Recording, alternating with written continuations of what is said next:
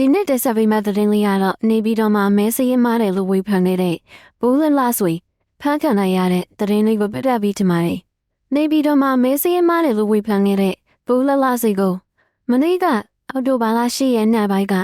စစ်တပ်ကနေအိမ်ကနေလာရောက်ခေါ်ဆောင်သွားပြီးဒီနေ့မှာတော့အဆက်တော်လမမရတော့ဘူးလို့သိရှိရပါတယ်။အော်တိုဘာလ9ရက်နေ့တုန်းကဘိုးလလှဆွေကနေပြည်တော်မှာမဲစရင်တွေမှားနေတဲ့အကြောင်းလူဦးရေ900ရှိရင်300လောက်ကမှားနေတဲ့အကြောင်းသိတဲ့သူရစင်းရင်ပါနေပြီးရက်ကွက်အုပ်ချုပ်ရေးမှုနဲ့မိသားစုတော်မဲစင်းရင်မပါတဲ့အကြောင်း2020ရွေးကောက်ပွဲကာလမဲစင်းရင်အဟောင်းကိုတုံးတယ်လို့ယူဆရကြောင်းမဲစင်းရင်များအလွန်ကဟနေပြီးမဲစင်းရင်များပြန်လည်ပြုပြင်ရမည်အချိန်တစ်ပတ်သာကျန်တော့တဲ့အကြောင်းမဲစင်းရင်မှရင်မှုကအစင်မပြေတဲ့အကြောင်းကိုဘိုးလလှဆွေကထုတ်ဖော်ပြောဆိုခဲ့တယ်ပါအိမ်နောက်တော့အော်တိုဘာလ10ရက်မနေ့ကညပိုင်းမှာဘိုးလလှဆွေကိုစစ်တပ်က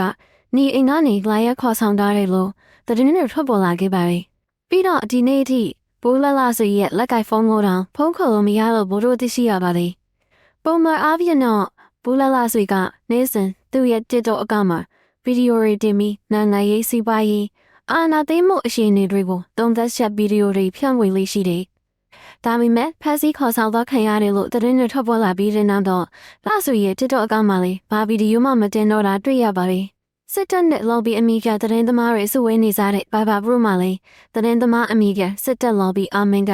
ဘိုးလလှစိအဖက်ခံရသလားလို့စစ်တပ်ကိုမိဖို့ထုတ်ထားခဲ့ပြီးမြဲစစ်တပ်ဘက်ကတော့ဘာမှအကြောင်းမပြန်ခဲ့ပါဘူး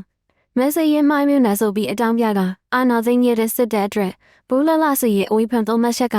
အဆိုင်ကိုထိုးသလိုဖြစ်သွားစေနိုင်တယ်လို့စန့်ခါရီသတင်းရင်းမြစ်ကတော့သုံးသပ်ထားပါတယ်ဒီတော့နေပြီးတော့ပေါ်ပါတီဒီမျိုးနဲ့မှာရွှေကပွန်ဝေရရှင်တန်မိတ်ပူလလဆွေကအဖန့်ခံရနာလားခဏခေါ်စစ်မိခိုင်အလားလားဆိုတာကိုတော့ဆောင်းကြည့်ရအောင်ပါပဲဖြစ်ပါတယ်